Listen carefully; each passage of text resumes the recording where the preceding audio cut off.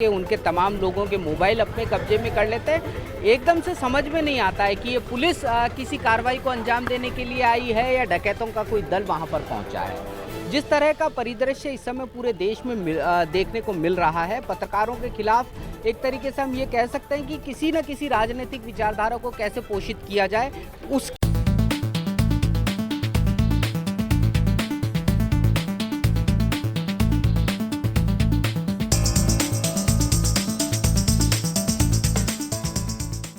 जी media के anchor Rohit Ranjan के खिलाफ जिस तरीके से एक राजनीतिक विचारधारा को पोषित करने के लिए एक मुकदमा छत्तीसगढ़ के अंदर किया जाता है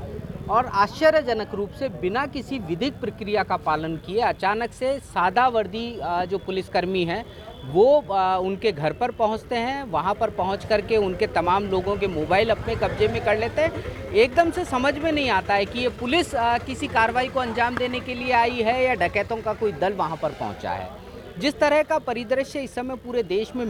देखने को मिल रहा है, पत्रकारों के खिलाफ एक तरीके से हम ये कह सकते हैं कि किसी न किसी राजनीतिक विचारधारा को कैसे पोषित किया जाए उसके लिए कानून का सहारा और कानून का दुरुपयोग किया जा रहा है। और इसी विषय को लेकर के जिस तरह का एक अघोषित आपातकाल पत्रकारों के खिलाफ पत्रकारिता के खिलाफ पूरे देश में बन रहा है, उसके लिए आज हमने माननीय राष्ट्रपति महोदय से मांग की है कि इस तरह की जो भी कोशिशें हैं उन पर तुरंत प्रभाव से रोक लगाई जाए।